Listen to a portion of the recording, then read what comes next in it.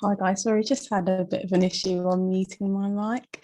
But hello everyone and welcome to this event, Baby Steps into Adulting. I'm Gloria, I'm a final year mechanical engineering student here at Coventry Uni, and I'm also president of the Women in Engineering Society. So as a society altogether, we sort of set out to create a community where people feel supported during their time at university. Inclusivity, mental health, they're sort of a big part of what we believe in and they're really important to us. And so we're always thinking of new ways and like new initiatives where we can promote this. Specifically now, we noticed a lot of uncertainty sort of around making the next steps in terms of career, personal finances, and just sort of what to do going forward into the future. And that's sort of why we decided to have this event, Baby Steps into Adulting, because we feel like those uncertainties around career have been sort of amplified by the pandemic. And so that's why we have four amazing speakers here to speak to you tonight. They're going to be sharing their career journeys and what they sort of wish that they knew when they were our age. And they'll also be answering sort of your questions. So the structure of the event is we're going to have two speakers, and then we'll have like a 10-minute break, which will be putting people into breakout rooms. During this time, it will be a great opportunity to meet other people from different universities, as we've got quite a few of the WES clusters and people from literally everywhere here and all different courses. So it's a great opportunity to meet new people, especially because of the COVID-19 pandemic and not being able to socialise. And then we'll have our last two speakers. After this, we'll have a panel session for about 15 minutes. We thought it would be best to leave this to the end, because then if you have a question for one speaker, it could be applicable to the other. So as we go along throughout the event, if we'd ask that you'd sort of put your questions in the chat, and we're going to note these down. And then during the panel session, it will be a great opportunity to ask them. And yeah, and also if you wanted to raise your hand at the end, then you can do so. But I'm going to pass you over to Simran, who's going to introduce our first speaker. But yeah, have a great time, guys. It should be a great event. Okay. I don't know, am I spotlighted? Okay. Hi everyone, I'm Simran. I'm also a final year mechanical engineering student at Coventry University, and I am the events coordinator for the Women in Engineering Society. So I'm really excited to announce our first guest speaker, who is Dr. Helen Meese, and she is an electromechanical power engineer who has over 20 years of experience in academia and literature, and she is the CEO and founder of The Care Machine Limited. The reason how we came across Helen was actually me and Gloria went to the WES student conference in Warwick in 2019. So that was the last one which we were actually allowed to go to in person, and we heard Helen speak there. So we thought she'd be great for this event. So yeah, I'm going to hand it over to Helen now, and I hope you guys enjoy. Thank you ever so much, Simran. Let me just share my screen with everyone, and then we should be okay. Hopefully you can see my screen, and I'll just put that into... Yes, we can, Helen. There. Is that okay? Excellent. Yeah. Okay, I'm going to stick you all over there. Hopefully you can see me. Excellent. Wonderful. Right. Well, thank you ever so much for inviting me. I really appreciate it. It's really nice to be able to share my experiences and hopefully give you some inspiration or even some questions that you might want to ask yourself or think about as you kind of develop your career. So I wanted to start with a few, I suppose, a few sort of pointers really, and some of these have come from WES actually, so some of you will have probably seen quite a few of these before, but I'm guessing, having a look at the list of attendees tonight, it's safe to say that most of you are women in engineering or women in STEM, and that you're either just kind of getting started in this particular area, just finding your feet in terms of what you want to do in this profession, or you are just about to go into your first role or just in your first role. and are thinking, where on earth is this career going to take me?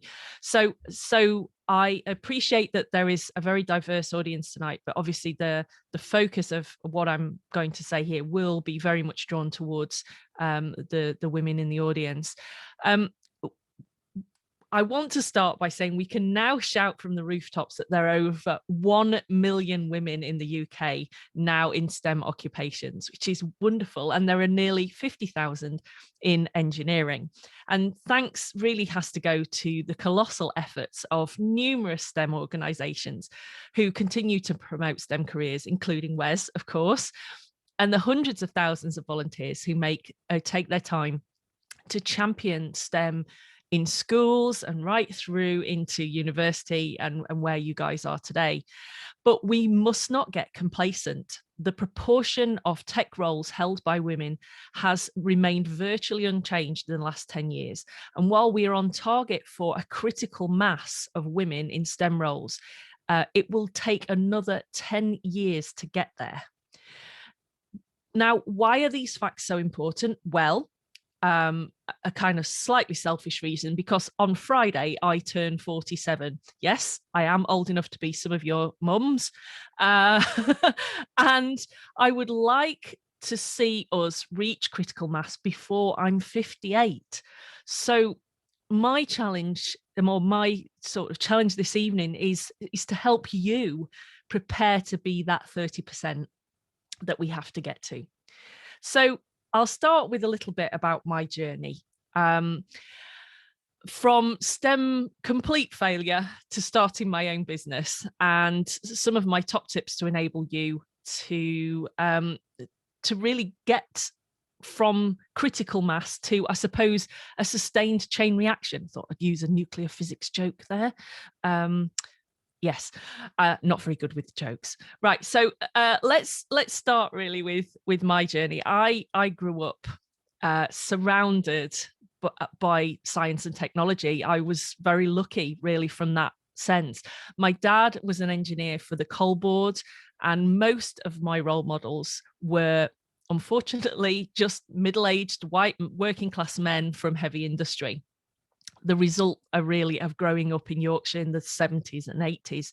But it was my dad that always inspired me, and he's had such a passion for everything that moved and made a noise, and his knack of always having a story about that thing, regardless of what it was. Of course, I think I may have had some innate interest in the subject, but that was supplemented by hefty doses of Doctor Who, Star Wars, Buck Rogers. You won't be old enough to remember Buck Rogers, but apparently they're remaking it. And also a very significant visit to a power station when I was just 7 years of age, which totally blew my mind. I had no idea what it was about, but I wanted to do it. It was the thing that I wanted to do. So the combination of family trips to look at trains and dreaming of living in space got me into the world of engineering, but it wasn't an easy path. You see, I'm not that bright. At least that's what my maths teacher kept telling me on numerous occasions. And to some extent, he was right. I did find studying incredibly hard, especially exams, but I got a few lucky breaks, and with the support of my family, a very superb deputy headmistress, and even just with one A-level, I managed to get into a foundation course at Loughborough University. And it was at that point the whole thing for me slotted into place. For the first time, all that theory had a practical application. And I found I could suddenly make all of this complex mathematics and just work and have a reason for being, and I suddenly blossomed. And so I went from a U, 2 N's and an E, and I got a 2-1 in mechanical engineering, electromechanical power engineering, although it was in the electrical engineering department, I suppose. And I spent a year on an oil refinery in South Wales that blew up while I was there.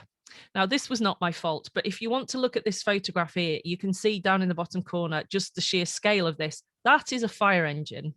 Okay, I'll leave that one with you.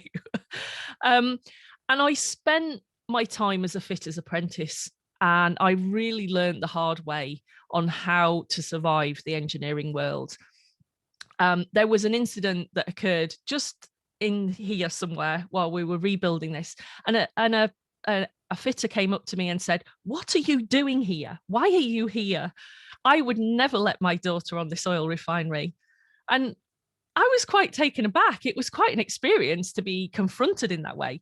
But I, thought on my feet, and with quick response, I said, "Well, my dad's very proud of me being here. Are you proud of your daughter?"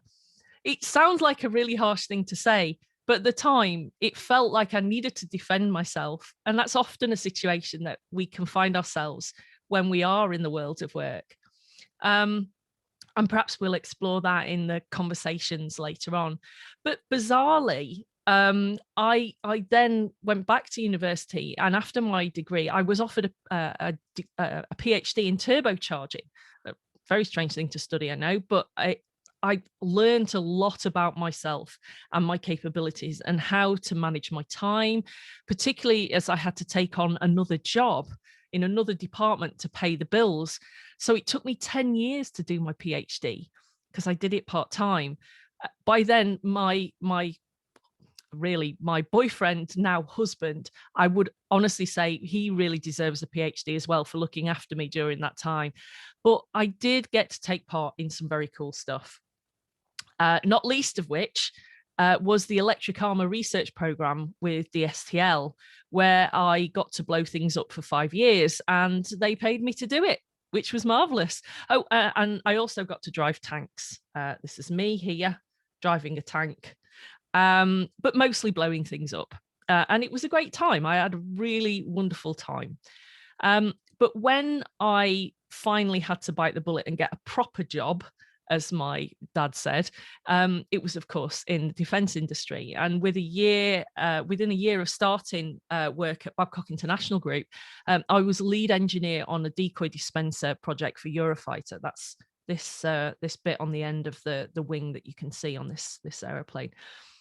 And I was leading a team of 8 engineers and technicians, making some pretty significant decisions on the design and development of a very critical piece of equipment. I did seem to spend quite a lot of my time trying to stop the customer from blowing things up, though. You may at this point have spotted a theme in my career.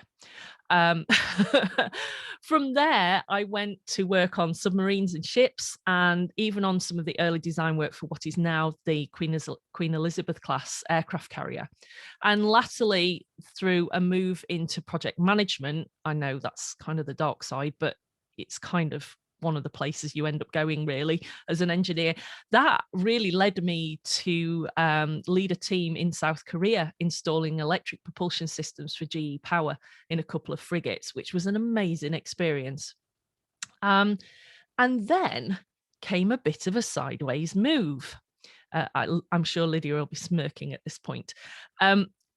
One I was really not expecting, but one which seriously challenged me, and also which took me to the heart of everything that I love about engineering, which is the Amarquaye.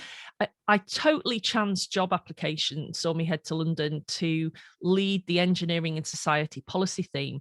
I couldn't believe that I was going to work in such hallowed ground.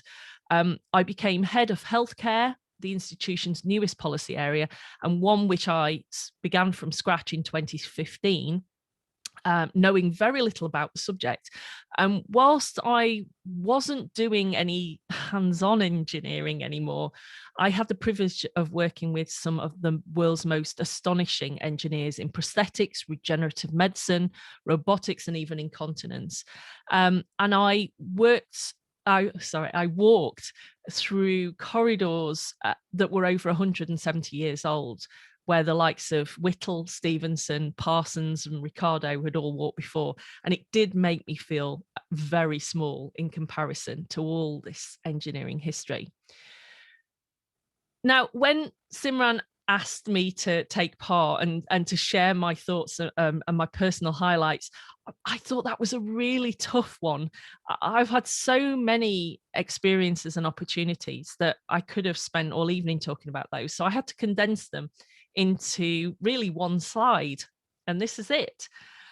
I have had the chance to do my bit to influence government through policy making. I have raised the profile of engineering through the media and public speaking, and I continue to take part in outreach to get young children and their parents excited about science and engineering, just like I was when I was a kid. And so that kind of brings me to today. Through all the trials and tribulations, the struggles to achieve academically, and the joy of working on some amazing engineering projects, I reached my critical mass in 2017, and it was redundancy. Yep, that's absolutely right. You haven't misheard, redundancy. Due to restructuring at the Amarquaye, I was told my department would need to lose 2 members of staff. And it was an experience that I had never gone through before, and one which kind of left me with a kind of mass of different emotions, really. I was sad to leave my job. Oh, that's jumping ahead. Apologies. I was sad to leave my job. I was angry at being considered superfluous. That's how it felt. I was worried over what I was going to do next and where the money was going to come from. But I left the Amarquaye with a newfound passion for biomedical engineering. And so I decided to take a leap of faith in myself and put my money where my mouth was.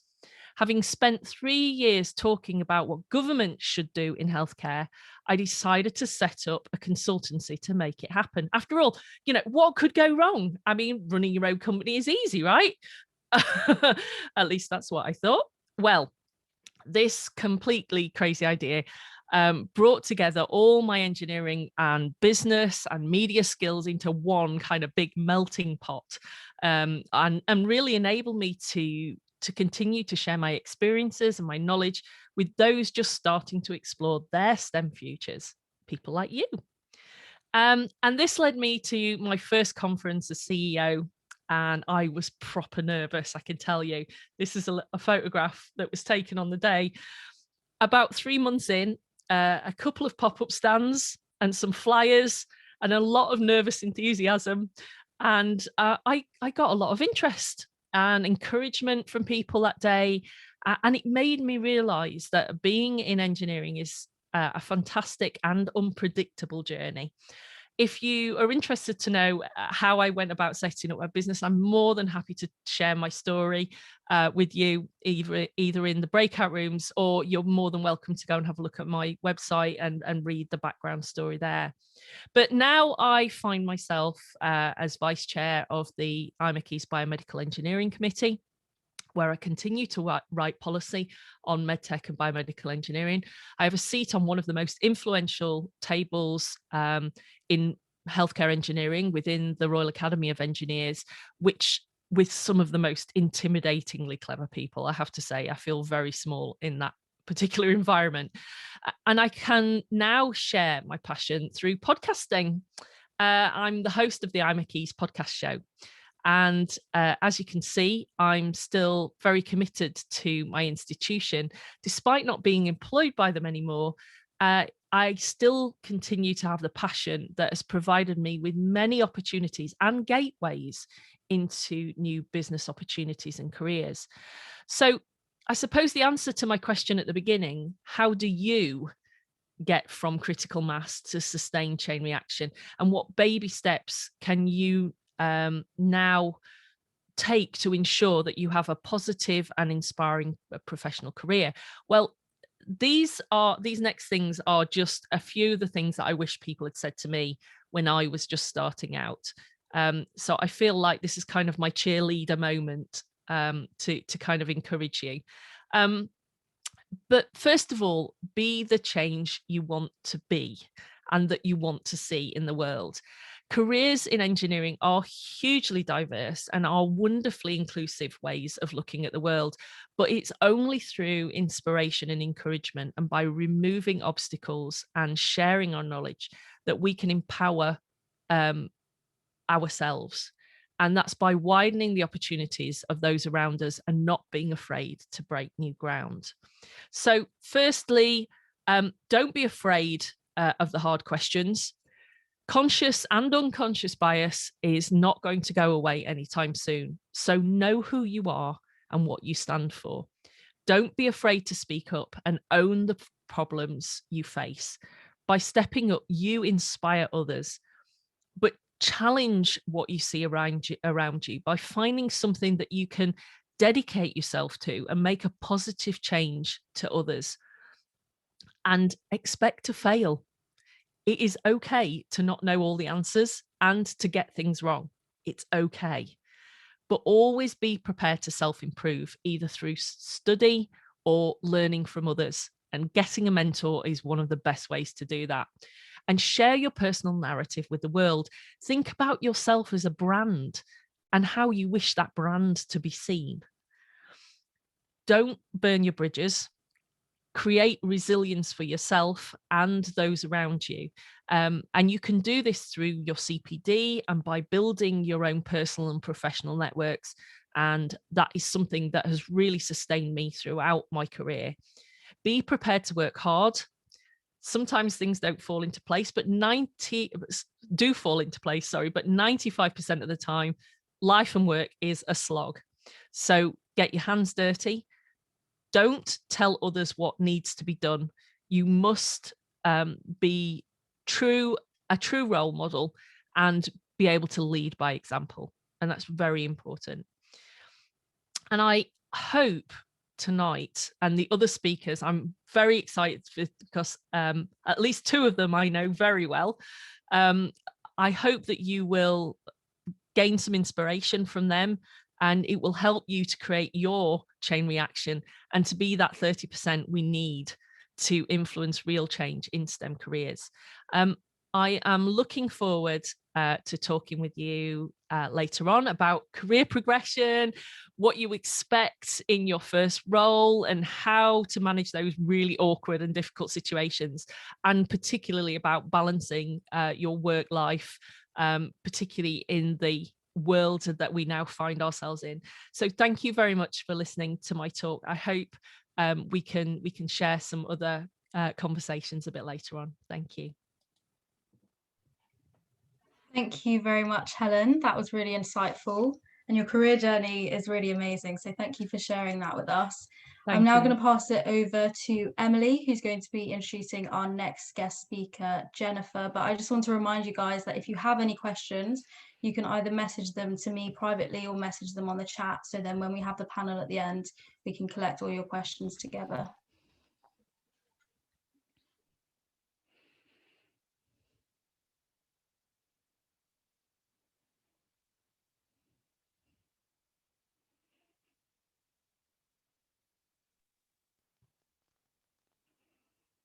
Hi everyone. Thank you again, Simran and Helen, for that presentation. That was really interesting. Firstly, I apologise for my setting. I'm travelling back from an interview that ran a little bit later than anticipated, so apologies for that. But I am very excited to introduce our next guest speaker to you all. Her name is Jennifer Glover. She's a PhD student at Loughborough University, researching into jet engine noise reduction through a new type of soundproofing panel. She is a very active member of the Women in Engineering Society, being a student liaison officer, and is also a STEM ambassador. So is very passionate about promoting the pursuit of STEM careers in young women and girls, which I think is one of the reasons why we were so excited to have her speak at this event as well. So I will pass you on to Jennifer, and I hope you enjoy her presentation. Well, thank you. Well, I'll just start by sharing my screen like everyone else will have to do. Right. Hopefully we're all okay with that. Okay. Right, yes, so thank you very much for having me. Yes, I'm Jennifer and I am a PhD student at Loughborough University. So who am I? Well, I see myself as an engineering activist. So my research focuses on jet engine noise, and we all know that aircraft are incredibly noisy.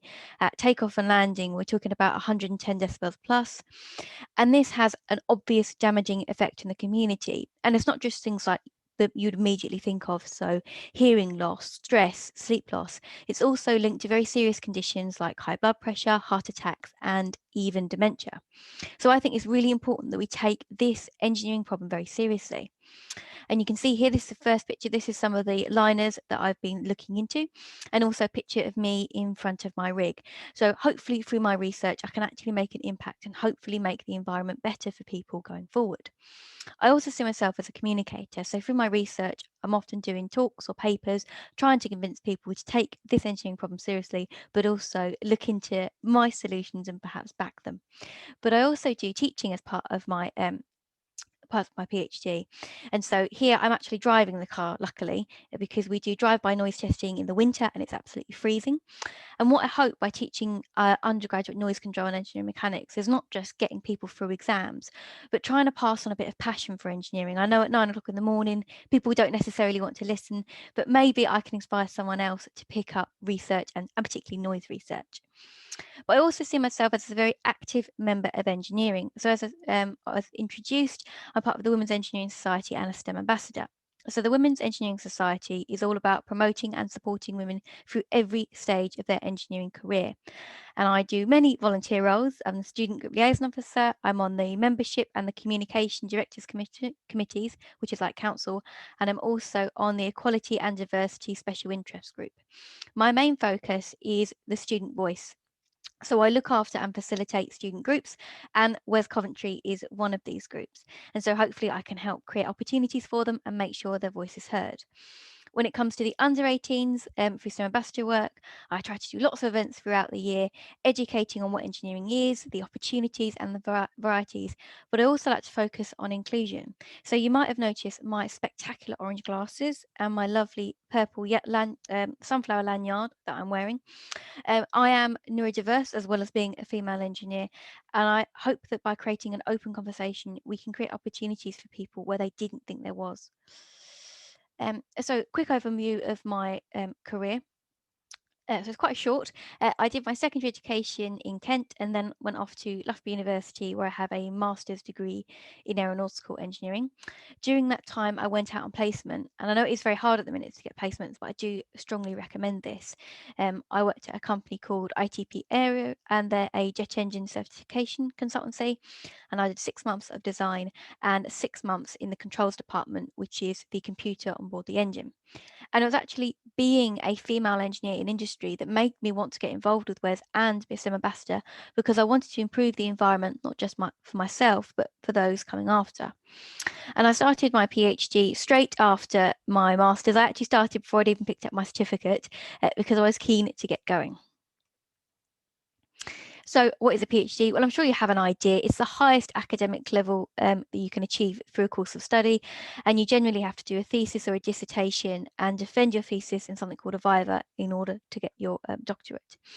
But for me, there's 4 key elements to it. Firstly, it is purely a research project. It's all about the pursuit of knowledge. And in essence, it's just a beefed up version of something you might do in your final year. It's also a really personal goal. You don't necessarily need a PhD for a lot of careers. You do for some academic ones, but that can make it really hard for other people to see why you're doing it. They can't necessarily see the benefit of it, and that can make it very hard when it feels like people aren't supporting you. I was once told that a PhD is a year of reading, a year of experiments, and a year of writing up. And as I enter the last 4 months, I can tell you that's about right, actually. But the key thing is a unique contribution to your field. So it's a year of reading, finding what's out there, doing experiments, trying to come up with something new, and then writing up to convince people that what you've done was worthwhile. And obviously, the top level is postgraduate degree, and you do get a doctor title afterwards. And I think, particularly as women, we need to stop being embarrassed by a level of education. And I know in this country we're very lucky as women to get an education, and I don't think we should be sort of embarrassed and pushed into being meek. It seems to upset a lot of people on social media when you use it, but it's not boasting, it's a fact. You have a doctorate, you are a doctor. I don't see what's wrong, but there you are.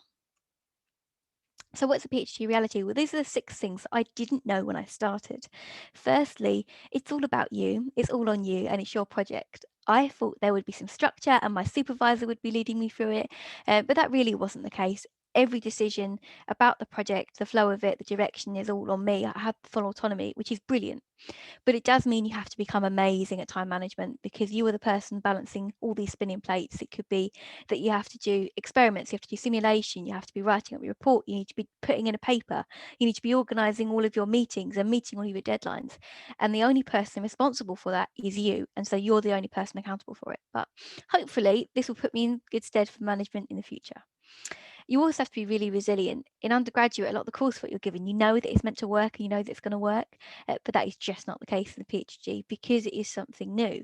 And I can tell you hand on heart that my simulation will not do what I want it to, nor will it do it within the next 4 months. And so in some sense, I've failed in that. But actually, it's about using that critical analysis to work out what's the benefit of what you've done, and actually leave it in a position that someone else can work for it. So at the very least, I've got very thick skin. And I tell you what, I didn't realise how much communication would be involved. I thought it's you hand in your thesis, you defend it in front of an interview, it's all fine. But no, you have to valued research, people need to understand and want to engage with what you've done. It's no good if people have to pick up a dictionary to read your paper, because they are not going to get it and they're going to be switched off. So actually, I do conferences, I have to do posters, I have to do networking, I have to do stuff on behalf of the university and so many different talks, which is brilliant, because when it comes to interviews nowadays, everything is like a show. So at the very least, it's given me a bit of confidence in that. And there is a PhD community. Believe it or not, the stereotype of PhD people being always on their own with their nose in a book, are probably loath to use it, but very nerdy. It isn't true. We are normal people, and we like to do normal people things and have friends. And the PhD community in universities is fantastic. They want to do all the things you'd expect. They want to play badminton, they want to do dog walking, they want to do soup kitchens, and they do go out and they are allowed. So they do take advantage of a PhD community that you have. And finally, that you need to treat it like a full-time job. A lot of people say that I don't have a job, but I absolutely do. I work 9 to 5. I give it the same respect, and that is the best way of looking at it. You have to treat it with the respect that it deserves. And I've got a couple of quotes there, but I think the one that the best sums up a PhD is by Mizukita, and that is: the pursuit of a PhD is an enduring, daring adventure. And I like that. And this is a lovely image of the adventure you might have if you do a PhD. Now, I personally feel that I was surviving in phase 1 and dying in phase 2. But now that I'm in phase 4, I do feel like I'm accelerating, because it's only just clicked over to March and I've drafted half my thesis, so I'm feeling rather smug. But you should be at that point after 3 years of hard work. So the basics of a PhD, well, there's 2 main types. You have the research and the taught. And the taught really says it in the name. It's a PhD where you have some taught modules and stuff you need to pass, but mine is purely research. And if you're searching for PhDs, the research ones that you'd normally search through like a job, literally just Googling PhD opportunities, and the taught, you might go to a specific university and see what postgraduate courses they offer. Funding is really key for PhD because it's quite different to undergraduate, and it's the case for most people, and it was the case for myself. If I wasn't funded, there's absolutely no way I could do it. The tuition fees for PhDs tend to be 21 grand or above, so they are absolutely insane, and unless you're incredibly rich, you really can't self-fund. This is where we have the 2 different types of PhD, and that's the studentship and the sponsorship when it comes to funding. A studentship is what I'm on, and generally your educational institute pay for that, so they give you some money. Not a lot. I'm on about 14.5 grand a year, which isn't loads, but they do pay my tuition fees. Sponsorship is normally a company sponsoring you. It could be that you work for them, could be that you've applied for it. And again, they give you some amount of money. Again, not a lot. £18,000 is what I've seen for most people. And again, they cover your tuition fees. Application process is fairly simple.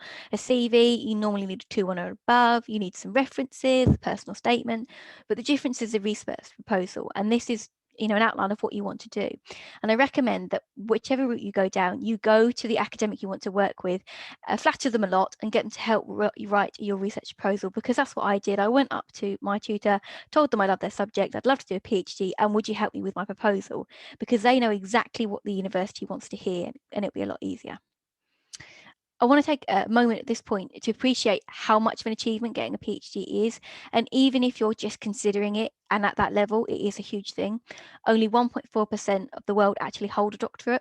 So whether you're considering it, whether you fill in the applications, get an interview, or actually lucky enough to get a place, it is something to be celebrated. So the balancing acts of what you need to consider. The positives are the opportunity. I've had full autonomy over my project, and there's no way I would have had that at industry. I've also got to use equipment I wouldn't have ever been able to use, and under normal circumstances you get to travel the world and talk about your work. Also, the experience and confidence. I don't think I'd be anywhere near as confident in my subject as if I hadn't done a PhD, and all the experiences I've had of teaching and all the opportunities open to you for training at the doctoral college is fantastic, and you're really well looked after. I certainly feel now that I am an expert in my subject, and I will carry that confidence through. And it is a really personal goal. For me, I wanted to do a doctorate since I'm 14. I know it's not the same for everyone, but it is a huge achievement and something that I can be really proud of. The other side of that is understanding where do you want to be? Is this right for you in your career development? Education will always be there for you, but you don't have to do it straight after your undergraduate. You need to think about other things. Doing a PhD can be detrimental financially. It would be difficult to get some renting, difficult to get mortgages, deposits, so it could prevent you getting a house, moving on with your family, getting married, something like that. It has to be the right time for you. And it's also not the most stable job in the world. You're kind of half staff, half student. You are going to be there for 3 years, but then, where do you go after that? The academic jobs afterwards are often on short contracts, and you have the same financial difficulties you would with your PhD. You can do part-time teaching during your PhD, but it's kind of sporadic. You're not going a lot of money. And if you do have a part-time job on full-time PhD, you are limited on the hours you could do. The alternative is doing a part-time PhD, but as Helen said, it's a lot longer. A full-time is 3 to 4 years. Part-time is 7 years and above. Don't think you can do it shorter than that, because everyone says they can and it never happens. So I think it's really about balancing what is right for you financially and time-wise. So the common mistakes, and these are the mistakes that can be relevant to everyone, so hopefully you'll take it on board. Firstly, give yourself a break. I know I'm as guilty as everyone's not doing this, so this is very much do what I say, not what I do. Take your holiday that you're owed. Don't feel guilted into working 60 hours a week. You just don't need to. Particularly with PhD, people get so focused on their work and guilty about not doing it all the time that you experience burnout. A lot of PhDs get burnout, and actually that's 2 weeks where you're not doing anything. So in the end, you don't really get any gain from it. Also, you don't have to fit the mold. Helen talked about brand and things like that, but I think your side projects are just as valuable to you as a person and you as an employee as your PhD. All of my volunteering outside may detract from my PhD, but it doesn't, because the skills I've learned from there, I wouldn't have got my PhD. I wouldn't have teamwork skills. I wouldn't have board experience. I wouldn't have dealing with clients, because I work on my own on my PhD. And actually, I think they've made me a lot better as a researcher. And finally, be selfish. The best piece of advice I've ever been given is business is business. If a company doesn't need you, they will get rid of you. You should never feel guilty for wanting to move on. Never feel guilty for something that doesn't suit you, and never feel guilty for saying no. So what have I liked about it? So what have I loved? I've loved the challenge. I've mentioned that I'm neurodiverse. I am autistic, dyslexic, and I have Mears Island. And so as dyslexic, doing a 200-page thesis is quite a challenge. And I'm very proud that I'm doing it, even though it's been hard. I've loved being immersed in my subject in acoustics. If you let me, acoustics and jet engines, I can talk to you for days. However, I won't, because that's not what you want. I've also loved teaching. I've loved engaging with the undergraduates and trying to teach them in a way that's much more practical than when I went through, to try and make it a bit better. Well, at least I think. What I'm most proud of is challenging stereotypes. We all know that women are underrepresented, and I'm challenging that, particularly in academia. There really are very few women, but also those with neurodiversity. I overhear a lot about how limited you can get when you have a condition, but I've got to the top level of education, and I don't see why everyone else can't do that as well with the correct support. I'm proud to contribute to engineering. I hope one day that someone uses my thesis and comes up with something fantastic, and I would love to be just a little part of that. It will always be there. That thesis will be there long after I've gone. And I'm really proud to be a doctor. I am going to use it because I have worked incredibly hard to get there. At the minute, I use Ms, and it seems to annoy people that I don't declare my marital status. So I'm going to continue that and continue to ignore them by being a doctor instead. So the very last thing is looking at the job opportunities after PhD. The pink are academic, the blue are in industry, and the blue is much larger than the pink. You don't just have to be a lecturer. You can do postdoc, which is research, faculty positions, which is sort of looking after labs, and of course teaching. But there's so much more outside of that. Research, consultancy, which is something I'm looking at, because you have that experience, that clout, that title. Policy advising, government, being an entrepreneur like Helen, all sorts of things you can do, or even just being a communicator, and maybe you're going to be the next big thing on the BBC. I don't know. But thank you all very much for listening. I'm looking forward to the discussions, and that's my contact details below if you ever fancy a chat. But thank you all very much. I shall stop sharing.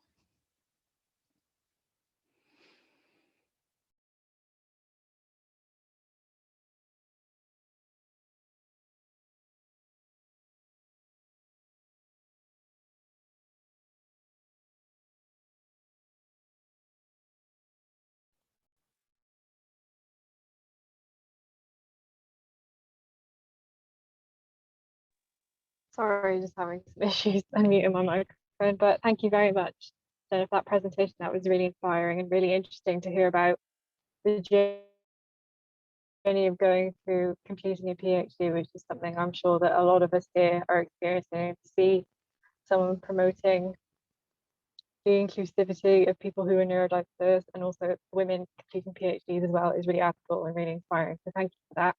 I think the next step we are going to go on to now in this event is we're going to go into some breakout rooms. So this is a good chance to stretch your legs, have a cup of tea. But also, it's a really good opportunity to network a bit more with the other participants here in this event, people from other unis and other courses, and the committee and the speakers will be in the breakout rooms as well. So make sure you take the opportunity to have a chat with them, see what you can learn, if you can get any advice.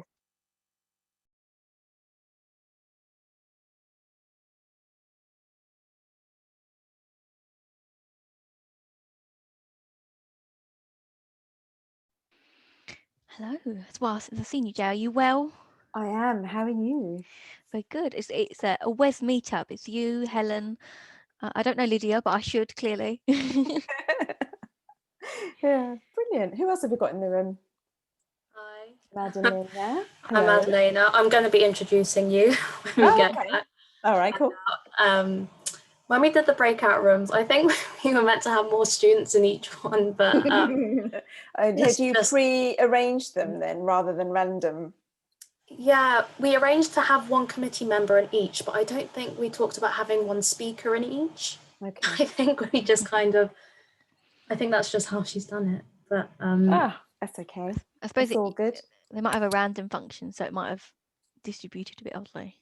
Yeah, definitely. But thank you for the talk so far. It was really interesting to hear about your PhD, because I haven't really talked to any PhD students, and I've never really thought about like how much it costs to actually do a PhD and what they actually do, because they're always a bit mysterious whenever you ask them about their research.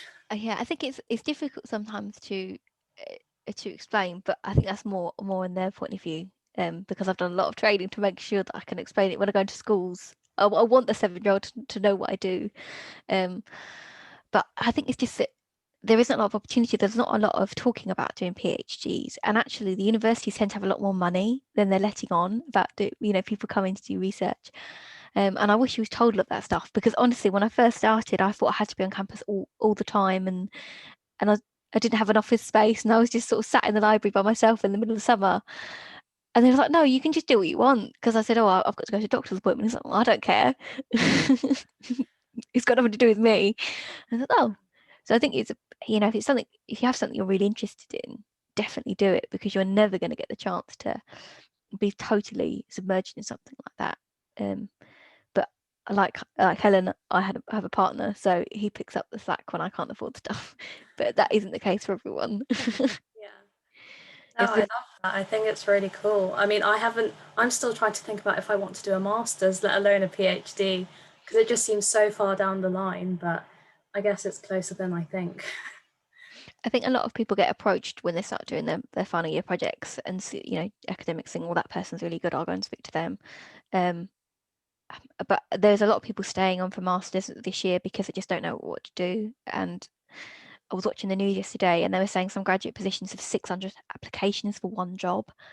Just think that's ridiculous. It's so daunting. I can see why people are taking that step up to try and make themselves different. There's a lot of value in that. Yeah, definitely. I mean, I've been trying to apply because I'm second year, I've been trying to apply for industrial placements, and it's actually ridiculous how many people are going for the same positions, because a lot of the companies either have no positions or it's very reduced compared to what they normally have. And so it's been absolutely crazy. I mean, I've applied for like 20 places, so still hoping to try and get one, but I mean, like Emily was talking, she's just come back from an interview which she just got the job for. She applied for 62 places, which is ridiculous just to get a placement. But Wow. I'm hoping to get one because, like you said, it's really helpful for future, just for the experience, essentially.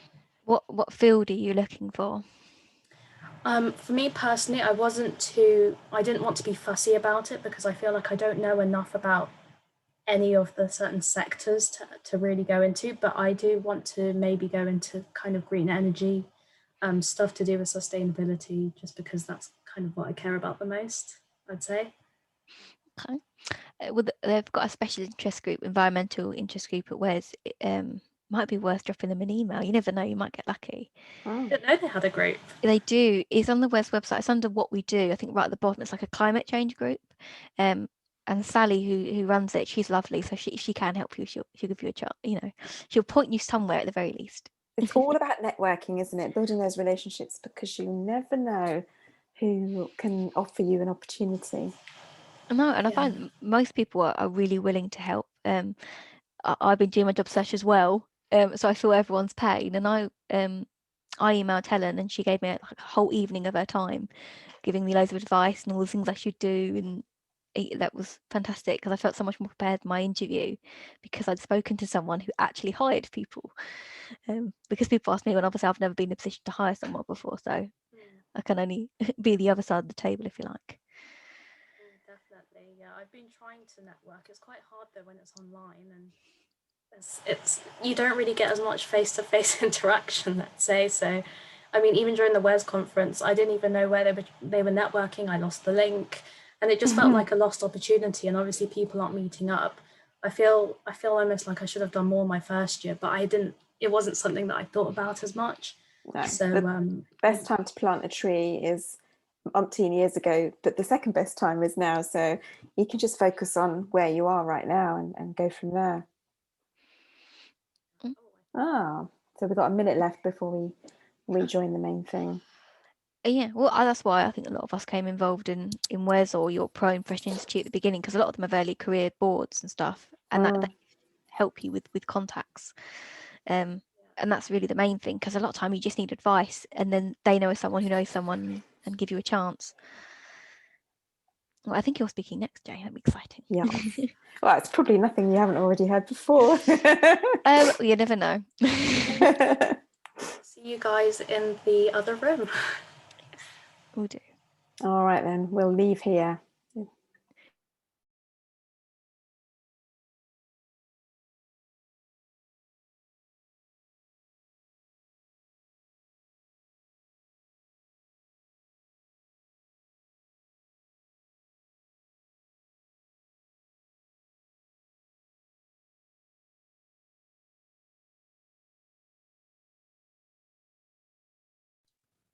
That was quick.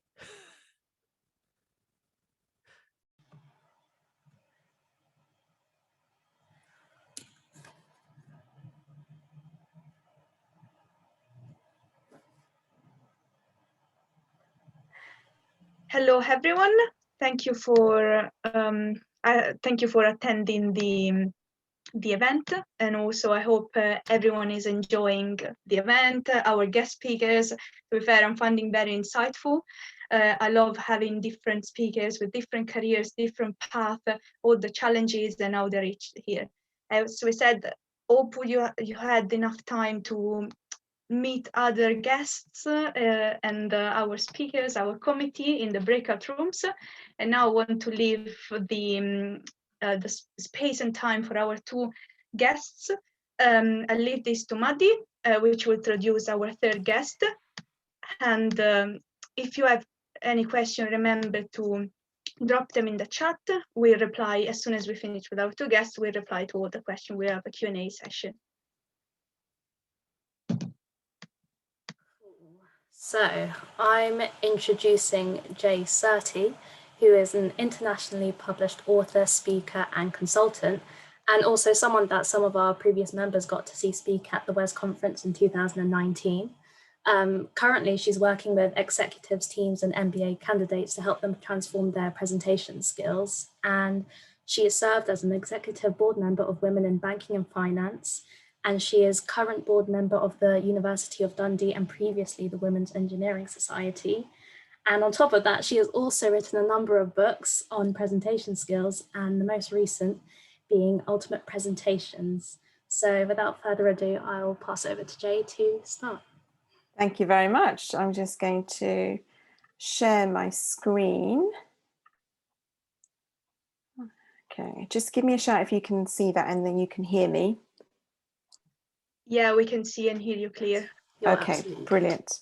All right, so I just thought in the few minutes that we have together, I'd share a little bit about my story. And in a way, I tried to put myself in some of your shoes. Like, I wish I'd known these things when I was at your stage of your career, because I think it's incredibly exciting. But if I'd only known a few things. So this is me many decades ago. On the day of graduation, I graduated from Dundee University with a degree in civil engineering. And I think it's relevant to say that as part of my background, I'd gone to a girls' school and I was incredibly, incredibly shy. I absolutely hated speaking in front of other people. So coming from a girls' school into a class predominantly full of very confident male colleagues was a massive challenge for me. I never put my hand up once in the 4 years of my degree to answer a question because I was so scared. And by the end of it, I just thought, I don't think I can see myself as a project manager on site. And so much as I was really excited about a career in engineering, I just didn't think that I could do it. And I'd also had this fascination about law as well, being a lawyer, because when I was deciding at the point of A levels, it was either engineering or law. And it was my physics teacher that had she was really passionate. So she'd really encouraged me to try engineering and said to me, if it didn't work out, I could always switch careers. And that's what ended up happening. So I went straight to law school and never became an engineer. And I think a big part of that was just this lack of confidence, and I couldn't see myself in that role. And even then, having gone to law school, and I'd been a lawyer for 17 years before I sort of moved into presentation and public speaking. For a big chunk of that, I still had this issue with public speaking, and I was representing clients in court. And so it would make me feel physically sick to have to think about getting up, but I did it until sort of eventually I decided that I really needed to do something to help me with it. And I focused on learning just how to be more comfortable being a speaker in front of other people. And through that journey, I became fascinated with it. And so not only did I start to enjoy it, I began to see how many other people have a challenge with it. And it isn't just about confidence, it is very much, and I think the theme for tonight is very much about speaking up for yourself and looking for those opportunities and being visible. And that's what I really like to focus on these days.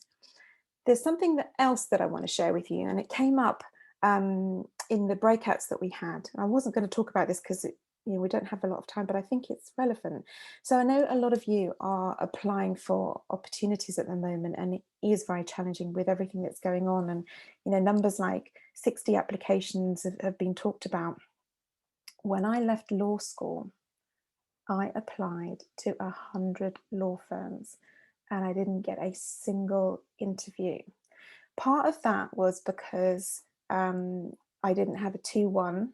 But part of it was that I didn't really know how to apply for jobs, and I was competing. Law is very difficult to get into anyway, and that hasn't changed in the decades since I qualified.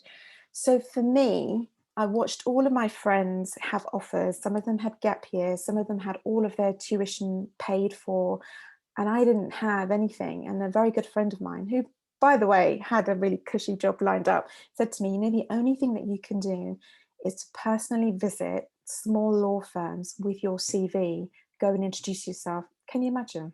I absolutely hated talking to people, and this is what was being suggested, but it really was the only thing that I could do. So one day I put on my suit, I printed off loads of copies of my CV, and I went around local law firms. I went around 25 law firms in one day, and the very last firm that day, it was dark, it was about 5:30, I remember it really well. The office manager invited me in, and she just said, look, you know, we don't take trainee solicitors, but you could start as a paralegal and work your way up. And that was the change. If I hadn't tried that, it was so uncomfortable, but if I hadn't tried that, I don't think that I would have then started on my journey. And you know, I worked really hard, and ended up eventually in a big city law firm, which is what I wanted to do. So I just want to encourage you to, you know, don't give up. There's always ways of thinking outside of the box. There will always be competition, but if you really want something, then you are the only person that can make it happen. So let's fast forward.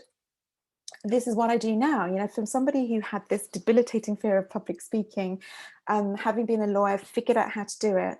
I love it. And it's been the thing that makes the biggest difference, I think. And particularly, I'm very passionate about women in leadership. And I think, you know, being able to speak up for yourself, be visible and raise your profile, you can do it in very many ways, but making sure that you take opportunities to speak, I think, is very, very important. So let me give you some thoughts in terms of how I think, you know, if I'd known what I know now umpteen years ago, my career would have moved on quicker.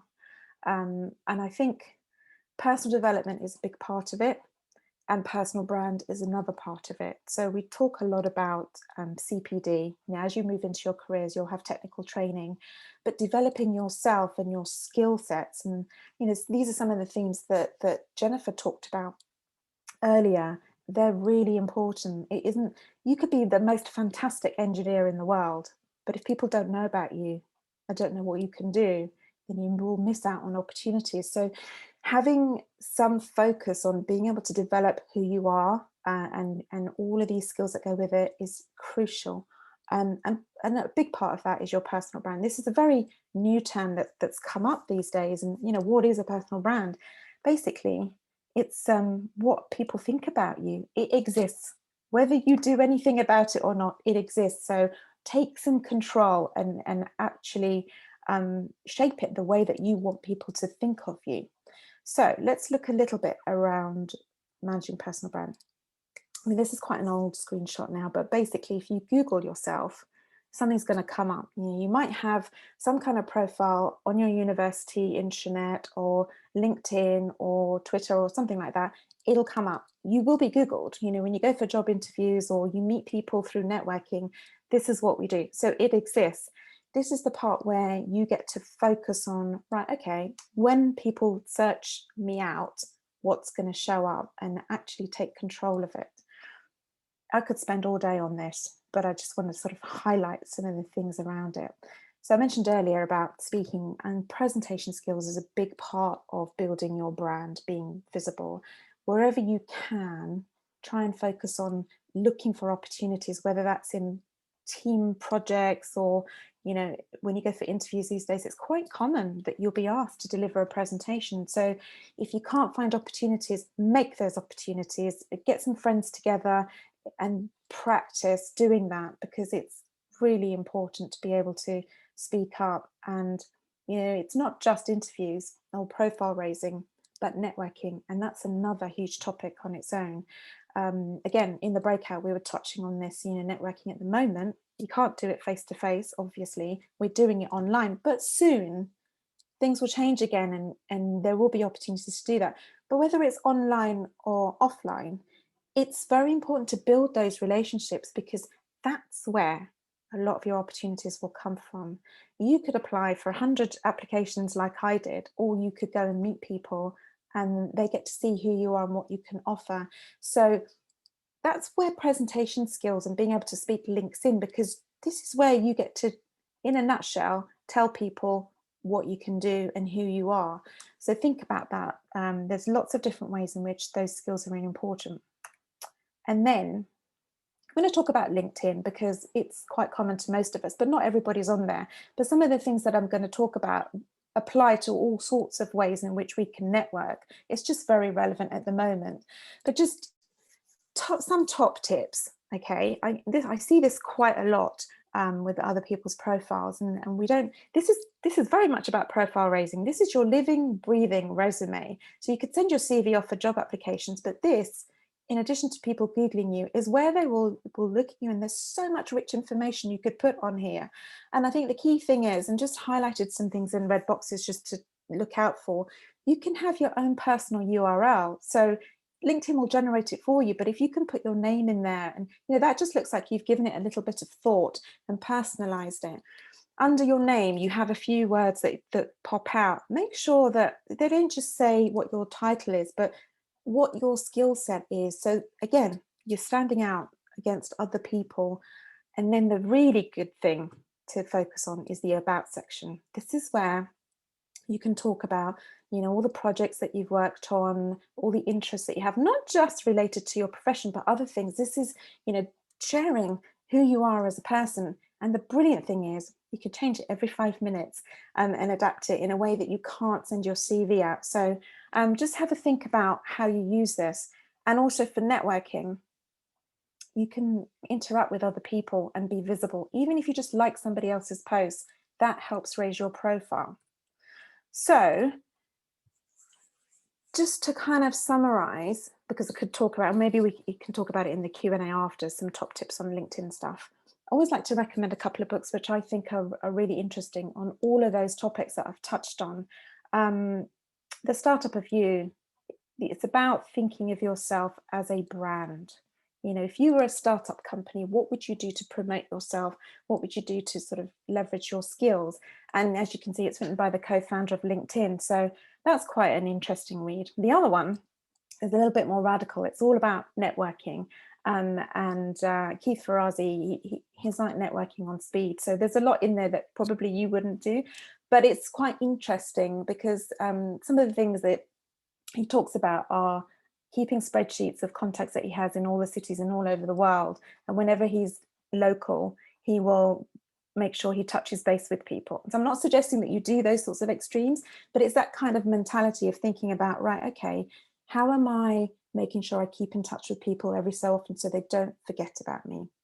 So I think my time is coming to an end, and I'm going to leave it there and look forward to doing some Q&A with you later.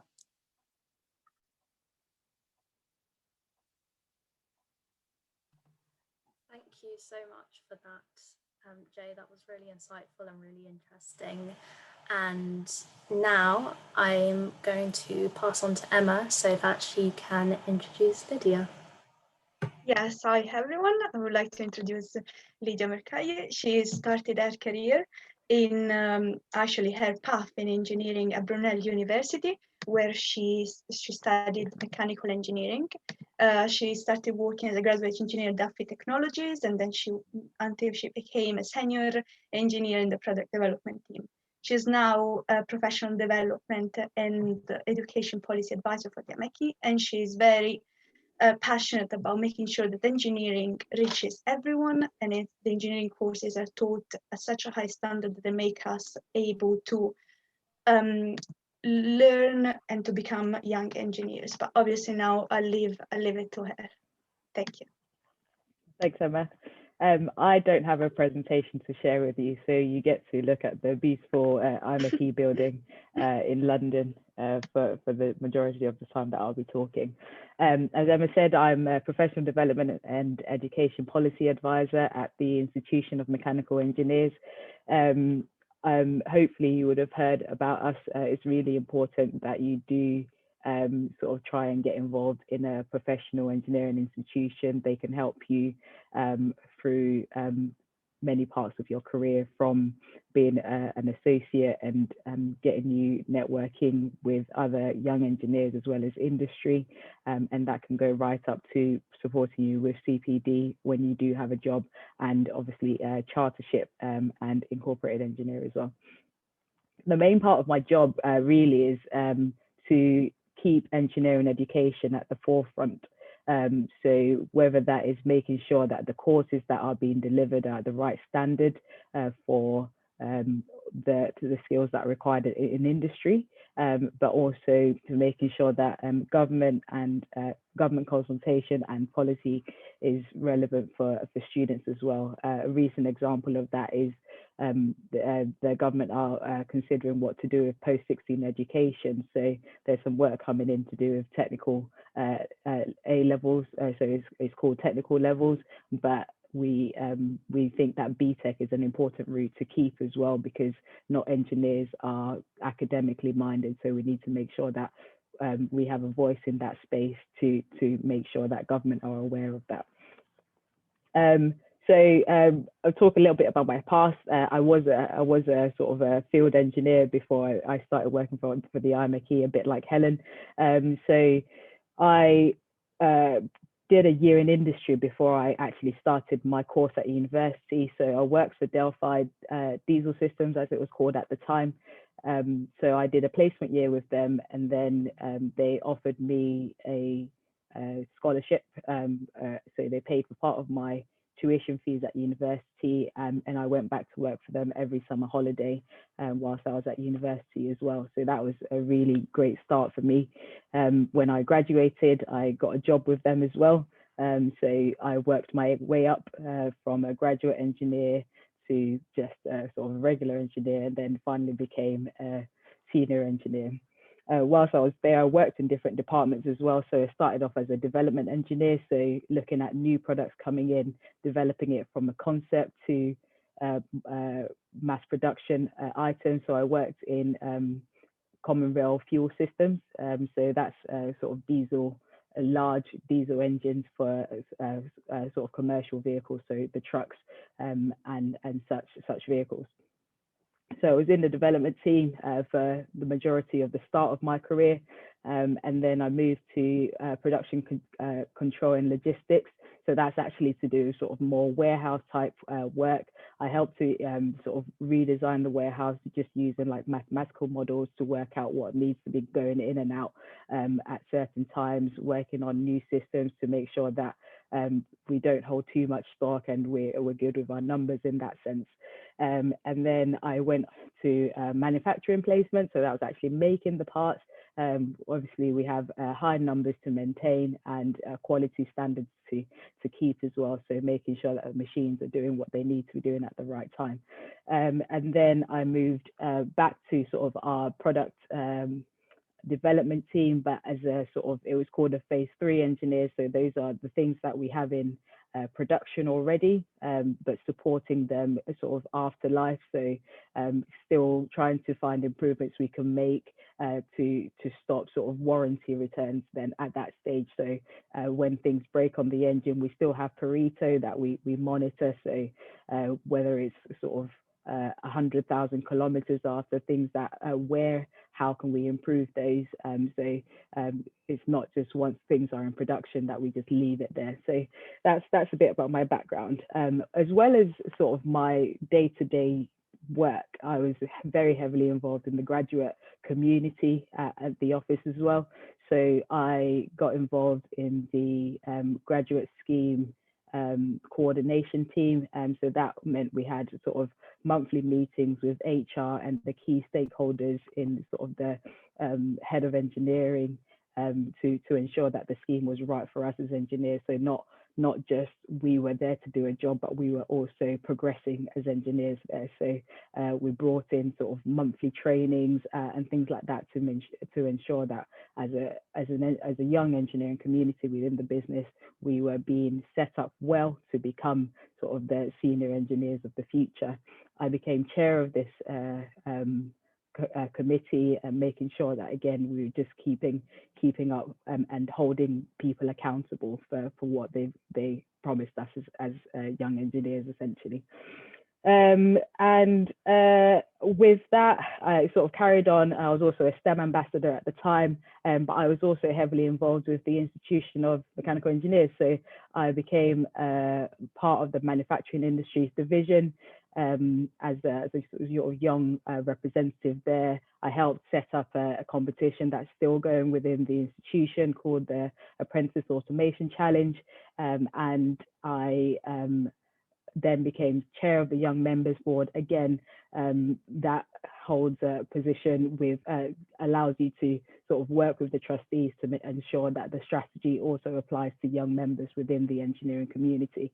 I tell you all of that because then that sets me up to where I ended up today. I've always had a passion to see young engineers progress, and I've always had a passion to see engineering be sort of considered as a relevant career for our community. So when I sort of got to a senior engineer position, I realized that I wanted to move on, but I wasn't sure I wanted sort of another sort of mainstream engineering role, so to speak. So I wasn't really interested in going into another development role. I knew I could do it well. I knew I could sort of progress and become sort of team leader and things like that. But my passion was really to see engineers develop. So when this role came up as a professional development advisor and engineering policy advisor, I thought that was a good role for me to sort of go into, to ensure, to be in the right place again, to make sure that the things that I'm passionate about is happening at a higher level. Again, I'm holding people account to what should be happening within the industry as well. Sort of a couple of questions that we were asked in preparation for this. One of them was to do with balancing career and personal life. As I said, I've been quite an active volunteer for the whole time, but I'll tell you a small story about sort of personal life and sort of keeping up with work as well. When I was in the manufacturing team, I stayed late because one of the machines was having an issue and it stopped production. So I stayed probably till about 6 o'clock. Doesn't sound very late, but we start at 7:30 in the morning, so it's quite a long day. So about 6 o'clock, I left the office, or left the factory, and went home, had some dinner, and then I went to the cinema with some friends. After we'd finished the cinema, I had some messages on my phone saying that the machine had gone down again. So I got dressed and went back into the office, and I was there till about 2 a.m. To make sure that the machine was fixed and going again. That was quite an extreme example. Outside of that, there wasn't really much sort of in terms of sacrifice for me in terms of my personal life. For what I sort of wanted to do. I hung out with work friends. We did a lot of social things. That was also part of sort of the engineering, the graduate engineering community as well. Socializing was a big part of that as well. So apart from sort of working a couple of weekends and sort of a few longer stays, I didn't feel that there was sort of much intrusion on my personal life, so to speak. Another anecdote for you in terms of sort of traveling with work, it's always great to have sort of opportunities to travel with work. One that I had was I went on a business trip to Germany, and on arrival my suitcase didn't make it. You'd say it was quite a small trip, but I didn't have anything when I arrived. Thankfully I had my laptop and other stuff with me, but I didn't have any clothes. So as well as sort of being there for the meeting, I then had to go to a shop in the evening to buy the essentials to last me the 3 days that I was there. Funnily enough, the suitcase turned up on the day I was leaving, so I got back to the airport, picked up my suitcase and got back on the flight back to the UK. The great thing about traveling with work, what I found was sort of when I was first sent on business trips, my manager was always on the other end of the line, and would set up a conference call with the supplier that I was going to see, or the manufacturing site I was going to see, and my manager would dial in and then would have a call all together. However, as I became a senior engineer, I was then in charge of making those decisions. So I can go to those meetings and I didn't have to rely on my manager being there. I was trusted to make the engineering calls in that situation and do what was required. So I'll just give a few sort of learning tips, and then we can move into the Q&A. I'm obviously happy to answer more questions, but I think for me, one of the biggest things was I went into an office at the age of 18. I had no idea what I was doing, so there was definitely a lot to learn. even when I went back after I graduated, there was still so much I needed to learn. So asking questions was all I did. I didn't find anyone who wasn't willing to answer my questions. So that's one thing that I definitely encourage. Do not be afraid to ask questions. They want you to have the knowledge that you need, so they will always be helpful in giving you that, and be confident about what you know as well. Like I say, when I was sent to, I wouldn't have been sent on business meetings if they didn't feel that I was confident enough to represent the company and also to make an engineering judgment. So be confident in the knowledge that you have. It's been mentioned several times today, branding. You are your brand, so don't be afraid to let your personality show, and again, be confident in where you want to go as well. One of the other things that I feel like has come out quite a lot today is you don't have to have it all figured out, and you don't need to have a specific discipline in mind when you're making your decision about what field you want to go into. Your career can go several different ways, and there are always new opportunities coming up as sort of technology advances as well. So you don't have to have your complete path figured out. You can take it one job, one decision at a time. So that's really it from me. Yeah, we are happy to go into the Q&A now and sort of take some questions.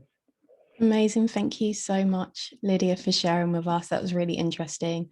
So yeah, like Lydia said, we are going to go into a Q&A. We still have all 4 guest speakers here to answer your questions.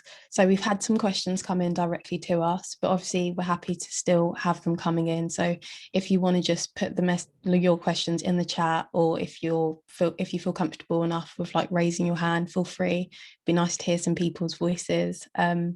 But yeah, so we're going to start the panel off with our first question that came in.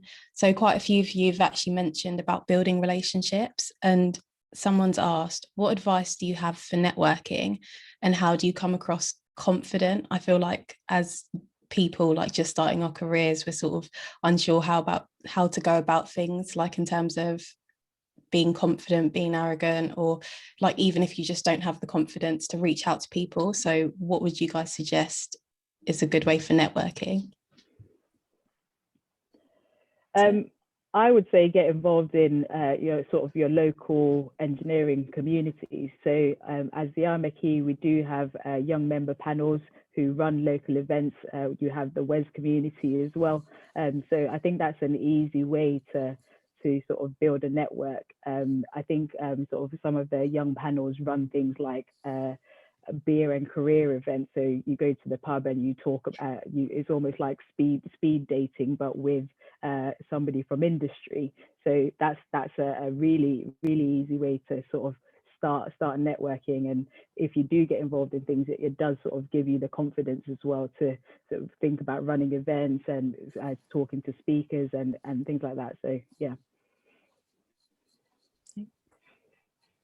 Jay made a good point about LinkedIn. Actually, what I've found, especially with all the virtual stuff that's going on, is having attended a conference. If there's an attendee list or somebody that I want to, sort of talk to or something like that, rather than having to do the face-to-face first, is just to send them a message, not to just send them a cold call and say, can I connect to you, because that doesn't really make any real long-term connection, but actually send them a message and say, really enjoyed what you said today, or was really interested in what was going on today. Would it be possible to have a chat with you about something, and find a topic that you feel comfortable and confident on, that you can then talk to them about, and that will focus the conversation, and the conversation and that link will grow from that. And I think that's one way. If you feel very nervous about, public speaking or just cold calling on people, then message them and use something like LinkedIn. That's what it's there for, as a professional network. And I've made hundreds of contacts that way, just by reaching out to them. Yeah, absolutely. And I think, ironically, it's quite a good time to sort of spread your networking wings, because you can do it in a soft way through sending somebody a message. And if you do invite someone to connect, always send a personal message, just like Helen was saying, just like, you know, it was really great to meet you at, or I saw this and, you know, I thought it was quite interesting. And so always personalize it. I think confidence when it comes to networking, in my experience, having done this for many years in various different industry sectors, a lot of people don't like it because it makes you feel uncomfortable. Nobody wants to walk in a room, whether it's, you know, a real room or virtual, in a group of strangers. So you're not alone, and it's just something that comes with experience and practice. So your confidence grows, and start small. You know, talk to somebody after you've messaged them. And something that I learned from my days as a lawyer, when I had to conduct telephone hearings, in those days we didn't have video conferencing, so we're going back a long way. You could only have a party conference line. I would always have some talking points written down by my computer and telephone, so that, you know, I never got lost. And so if you're starting to talk to somebody and just have a chat, it kind of keeps you focused. So little things like that help support you make a big difference. Okay, thank you. Our next question is actually directly to Jennifer, and someone has asked, so on their BEng they were entitled to have a mentor and study buddy, and they had time to do like extra work to get ready for exams. And so they're wondering, when you were doing your PhD, did you have that support? Did you feel supported? And then also, was uni very supportive and accepting of the fact that you were doing a PhD at that time? I think the case with any reasonable adjustment, unfortunately, is you don't get what you don't ask for. And sometimes you have to be a bit of a pain. I was first diagnosed with dyslexia when I was 7. So I'm very used to reminding people that they owe me reasonable adjustment. And actually, at PhD, I don't have exams. So my reasonable adjustment is a bit more odd because it's a bit more bespoke. But actually, the disabled services in university are normally fantastic. And so first of all, go to them and get their opinion on it. And certainly if you are considering a PhD, you can reapply for DSA and you get new and updated equipment. So all of my software is now the more up-to-date versions, which is super. And actually for the Viva, it's really personalised. So my struggles are processing time. So if there's lots of people talking to me, I can hear nothing. So they all have to speak in succession, and I'm allowed to write stuff down, and I'm allowed to have more time to process stuff, and I'm allowed to use visual as well, because under pressure, my communication can change a lot. And so actually it might be easy to use visual.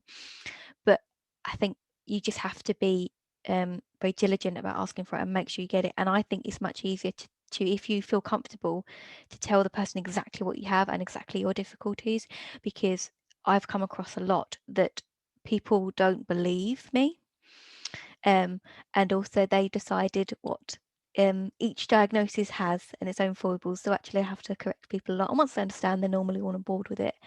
And also, when you go to work, you're also entitled to support, and that is I believe it's called Access to Work. And I had an interview yesterday, and I talked about all my difficulties, and I talked about what I expected from the company, and they nodded along lovely because they legally have to. And so when I start my job, the first thing I'll be doing is going to HR and saying, let's sort out this Access to Work then. But I suppose I'm a bit more brash than other people, but that's what you have to be. Yeah. Just a follow-up question, actually, in terms of having supervisors, and this could potentially be just to you, Jennifer, or to anyone who has sort of had somebody who's meant to be looking after them, who's not being very supportive and who's not being there for them. How do you sort of tackle a difficult situation like that? Well, I have experience of this. So I handed in an essay and someone complained about it, and I said, well, you're not meant to be marking me on my dyslexia, my spelling and grammar. And they said, well, I am. And so I went above their head and went to someone I trusted within the company or in the university and went that way. And I think it's again this idea of doing what's best for you. Sometimes it has to be done. And if you can have an ally come with you, that made a big difference. Because when I went to speak to the offending lecturer, I had my supportive lecturer with me, and he was much more agreeable. Yeah, I don't know if anyone else has a different experience, but mine is mostly just, you're right. So walk in with that confidence. I had an experience like that. I had a very difficult supervisor when I was doing my PhD, and it it all came about because I found a mistake in some of the work that he had previously done, and when I pointed this out to him, he suddenly kind of lost interest in what I was doing, because as far as he was concerned, he was right and I was wrong. And so at that point, I felt pretty much on my own throughout my PhD, and I didn't think to ask for help. In all honesty, I just kind of muddled on for quite some time on my own, and it wasn't until he retired and didn't tell me, and I turned up at his office one day and he was gone, that I realised that this fellow had really no interest in me or my work and just really wanted the mark on his door in terms of I've got another PhD student through. So I did exactly what Jennifer said. I took matters into my own hands. I stormed down to the research office and said, find me a new PhD supervisor because I'm not leaving until you do. And they were really helpful and really good and really understanding of what had happened, and kind of said to me, why didn't you come to us sooner? And I really, I look back now and think I really should have done, but I didn't think to. I didn't think to ask for help.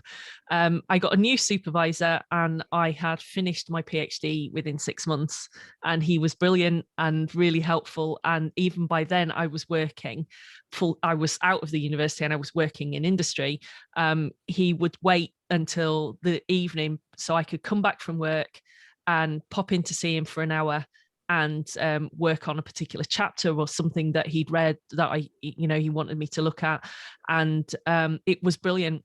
So I think Jennifer's exactly right. You have to make a fuss sometimes, and you have to ask, and don't feel that nobody's going to listen to you, because they will. Yeah, thank you. The next question's for everyone, and it's about not achieving grades in which you wanted to achieve, and sort of how do you basically deal with that and sort of just keep going? I guess that one probably comes to me slightly, I suppose. I'll keep my answer short.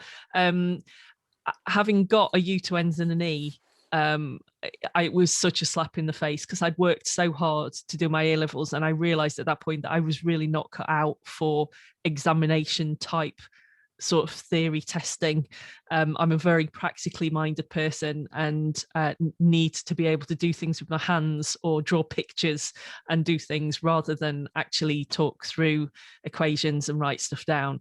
So I found it a horrible experience. I was very buoyed up by my school staff. My teachers were very supportive, but I literally, the next day, and this is, I'm showing my age a little bit here. This is when we had UCAS and PCAS. So I was applying to universities and polytechnics.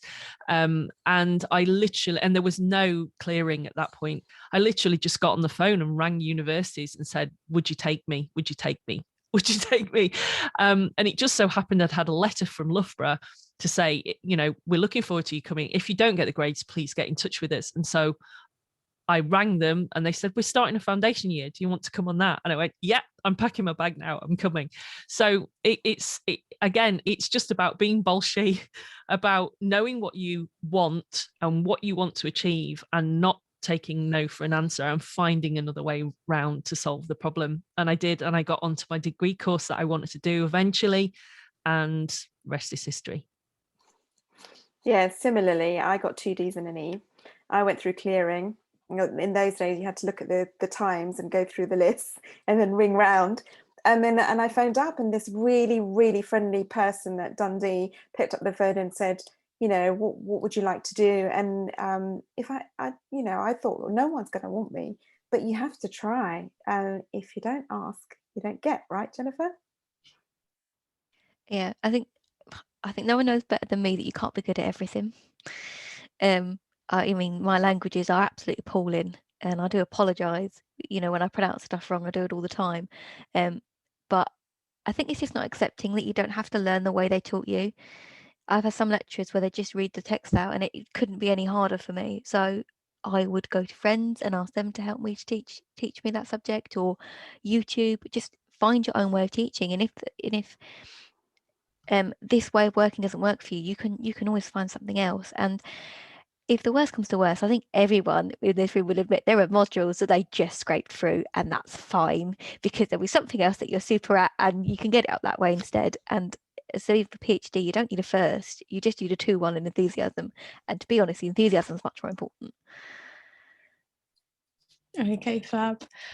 So the next question is to do with mentorship and potentially contacting or finding a mentor. I've heard all different things about how you should never ask for someone to be your mentor. You should let it happen naturally. And then you go into other talks, then people are like, no, contact people. But what advice can you guys give about finding a mentor and also finding one that's right for you? Shall I go first?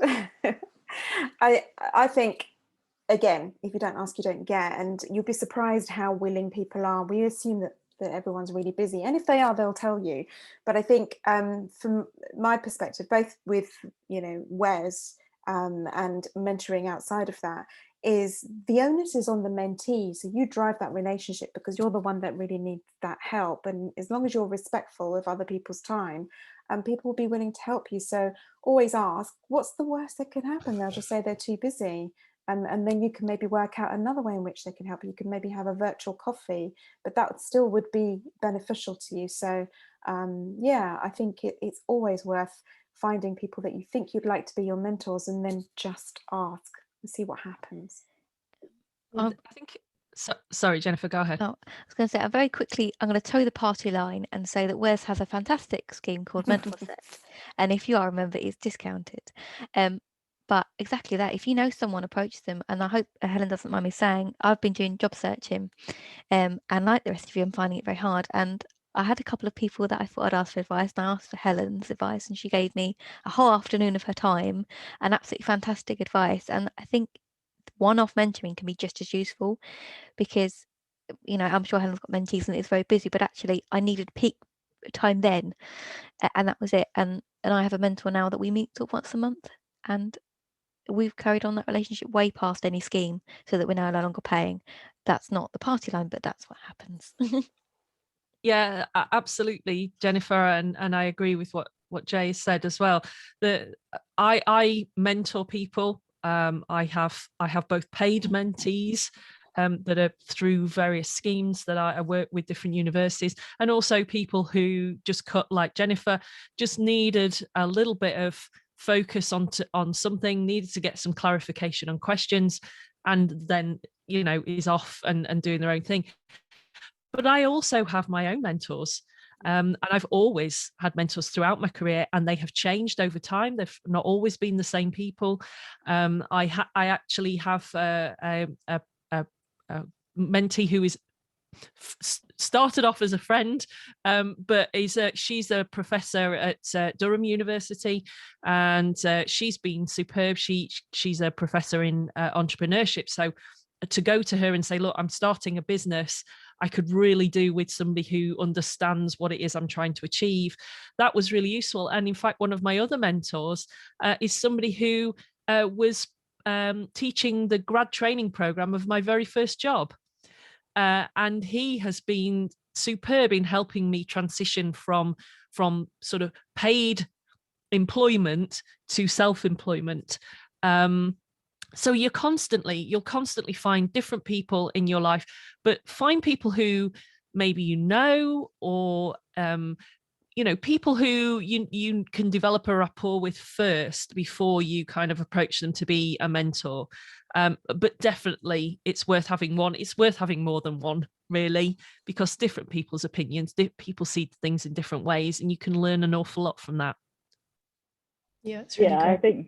I think that the only thing that I'd add to that is having a mentor is not a passive thing. So don't sit back and wait for them to tell you what to do or whatever. So you need to have an idea of what questions you want to ask and what advice you're looking for, and be proactive in that. So yeah, don't just sort of sit back and allow your mentor to tell you that you should be doing this, because that's not going to happen. Okay, thank you guys. The next question is specifically towards Helen, actually about how you founded your own company. People want to hear a bit about that journey, what you sort of went through to get to where you are now. Well, as I alluded to in the talk, it was all being forced upon, I think is the wrong way to put it, but it was a situation that, going from that situation that I'd never experienced before, which was redundancy, to thinking, what can I do now? And I did go for lots of job application, through lots of job applications, and nobody quite got me. I think because of being an engineer and being in the sort of the biomedical healthcare scene, which is where I wanted to stay, having done that work at the Amarquaye, nobody really could understand why an engineer wanted to come and work in the NHS. There are engineers in the NHS, I have to say, but they couldn't understand what it was I was wanting to do.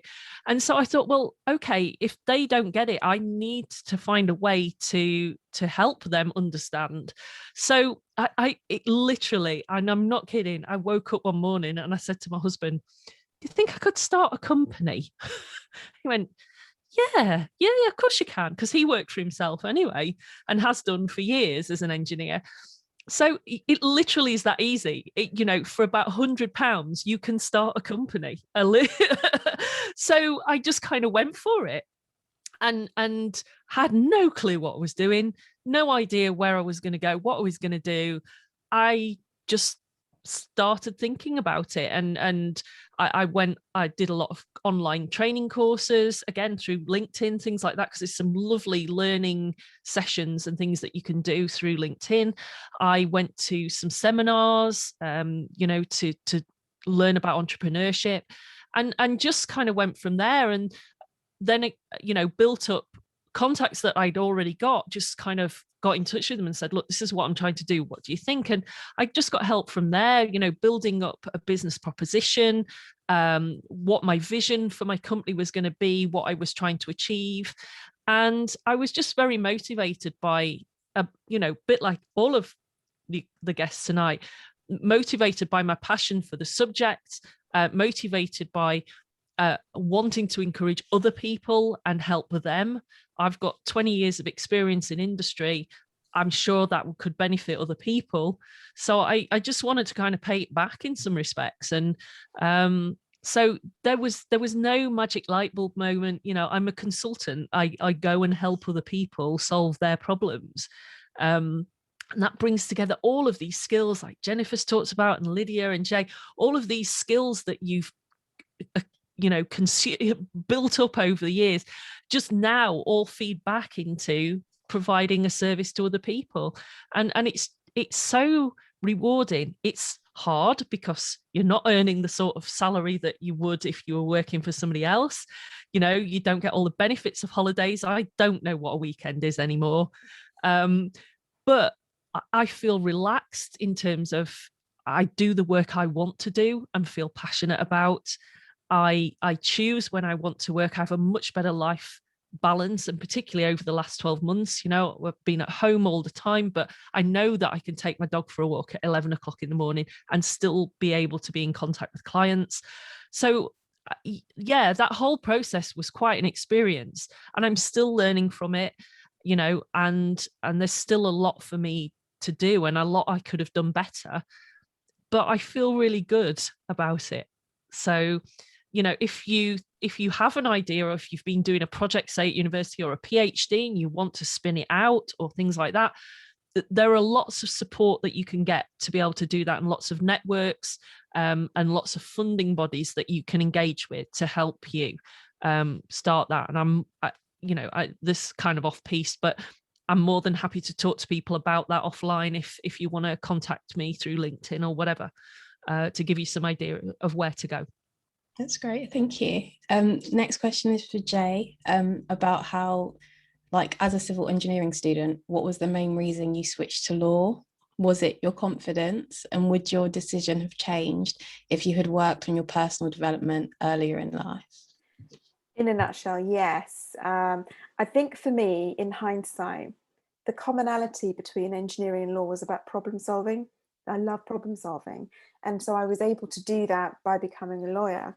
But both of those careers needed some extrovert skills. So I'm naturally an introvert, but you need to work with other people. You can't always work in the silo. And we're all very different. So for me, I think if I could turn the clock back, I have no regrets. Everything happens for a reason. As Helen said, you know, all your life experiences come together and you can offer something because you have all this blended experience. But if I could turn the clock back and I'd had some insight in terms of how I could work on just becoming more confident, I probably would be an engineer now. Yeah. Okay, thank you. So something we've actually discussed on the podcast, and this question has come in as well, but there's like pressure of sort of balancing having children and continuing your career journey. So I wondered if any of you were open with sharing that sort of balance and what conclusions you sort of came to, or yeah, was there ever that decision, or was it always no, always yes, that kind of thing? I don't mind speaking if I feel like I'm probably in the same situation as a lot of you, because I'm not that actually, I'm only a little bit older. Half of my friendship group have got babies, and don't get me wrong, I'm finding it really hard, and I have unfollowed them because it's so distracting, because I feel like I can't. But I think the best thing you can do is have your plan and ignore the other pressures of it, because there is a lot of pressure. Let's not pretend there's not. There is pressure. Cousins have got babies, friends have got babies, and it feels like, well, I'm the one that's still a student and I'm behind everyone. And it isn't, because you know what, it isn't in my plan right now. And I know I'm smart enough to know that we can't afford it, and it just wouldn't work. And I think you have to block it out. And although it's childish, the best way sometimes of blocking it out is just taking it off your feed and let your focus on what you're doing right now, because I think it's much more important that you get that qualification for you so that you can give your family the best start afterwards, if that helps. So at the very least, I feel your pain, and just don't follow people. Thank you.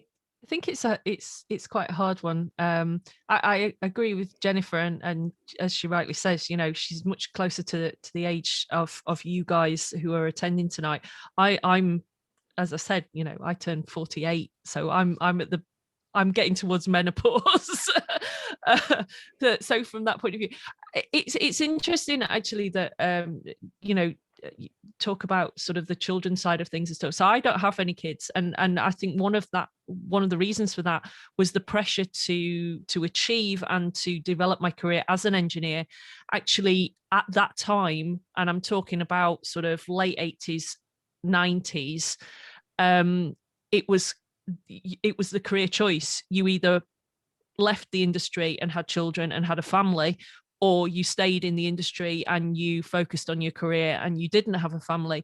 And I chose the latter because I wanted to, you know, I'd spent all that time studying. I wanted to have a career. And I think now women have got much more of a choice, and there's much more opportunity to have a much better work-life balance, and to be, as Jennifer said, to engage with people who are maybe not in that circle that you're in, but still that you can have that crossover. And I think that's a much more natural opportunity than perhaps people of my generation had, as particularly as women engineers coming into the profession. We were encouraged not to, you know, not to have families, and I think that was a really sad thing, really. I look back and I wish I had, but I'm where I am today. So you know, I can't regret things. I just have to accept that. But I'm the same as Jennifer. I've had to unfriend some friends who, you know, it's all babies and it's not really my thing. Yeah, I think same here.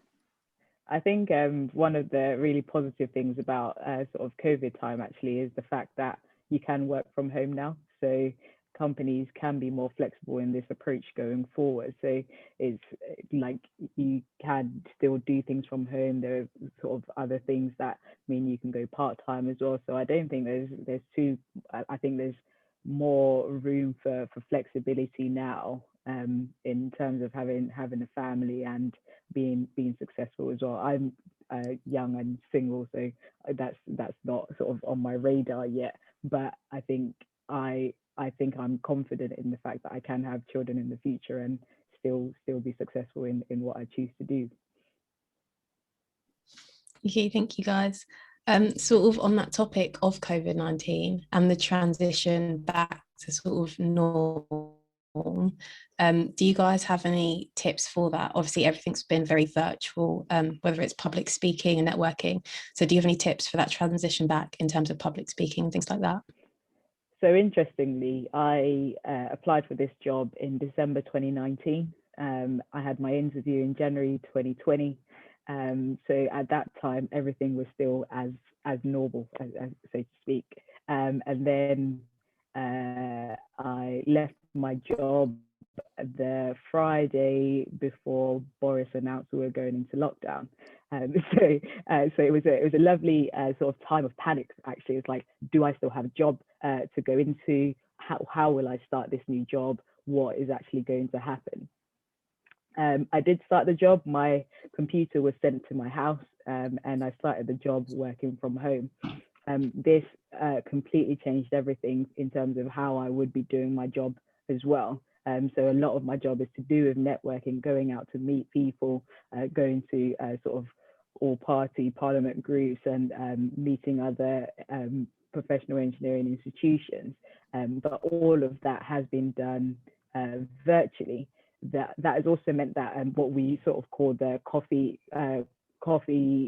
time moments, where you have sort of networking moments that aren't officially part of meetings, that's missing, because you go to a meeting and you have a strict agenda. You don't really have sort of the breakout chill out time, because everyone runs to the loo or goes and puts their kettle on in the background and comes back again. So in some ways I'd sort of missed out on those opportunities to network ad hoc. So I've had to sort of force some of those relationships so much more. So going back to normal is a great thing. If like sort of normal, as we call it, it would be great for me, because I can have sort of those moments that haven't been forced and are more natural, that happen within sort of conferences and things like that. So don't be scared of it. It's actually exciting. Yeah, I think we're all going to be sort of starved of it, and we're looking forward to it. But one of the things, just to follow on from that, I would say, this kind of seems a bit contrived, but I would say make it like a mini challenge. So when we do go back into meeting people, make sure that you reach out to at least one other person. I mean, I've worked with so many clients who, you know, like you were saying, that have had their laptops delivered to home and they've never met their colleagues face to face in real life.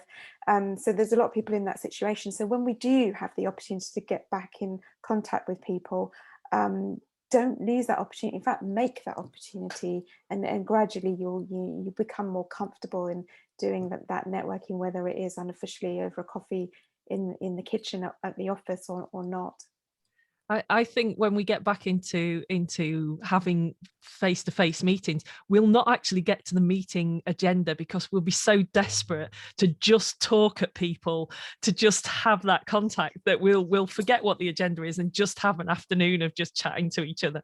What I expect to see is quite a lot of blended kind of approach to things. I think what we'll start to see much more, I think businesses, particularly engineering companies, have recognized the fact that you can work outside of the office and be productive. There was always this thing when I certainly was a young engineer, that if you weren't in the office, you weren't seen to be working in the office, then you weren't doing your job. And so it was always very difficult when you took time off, or when you never asked to work from home. It wasn't a thing to do. Now I think companies have recognized that there is a benefit to that, and allowing employees to do that, I think, is going to become much more accepted. So you might find that you work, say, 3 days in the office and 2 days at home, or you might find that women, particularly who've got children who are then on the school run, might be coming in at certain times. So there's much more flexible working, and I think they're the sorts of things we're going to see. So I think to be at home and doing a conference call to a meeting that you're not in the office for is not going to be frowned upon anymore. So I think we'll see a lot more blended approaches to working, and I think that will be a really nice thing for a lot of people. Yeah. Our next question is from Hannah. If you would like to unmute yourself and ask.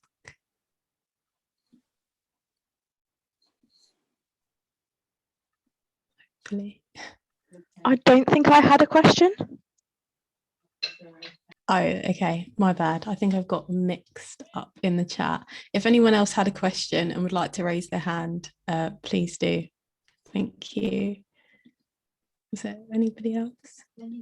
I think the only point I was going to make was for those asking about having kids and balancing that with work. I think industry is being a lot more forward thinking now, and I find particularly at Rolls-Royce they've been I'm not sure if it was mentioned, but I find that Rolls-Royce have been very accepting, very forward thinking, and that's everything from mental health to women's health, men's health days, having mental health champions around the office, and also having flexible working as well. I think obviously, as people have said, I think the climate is going to change now, that we're working from home, and that will have an effect when we all go back to offices if we do.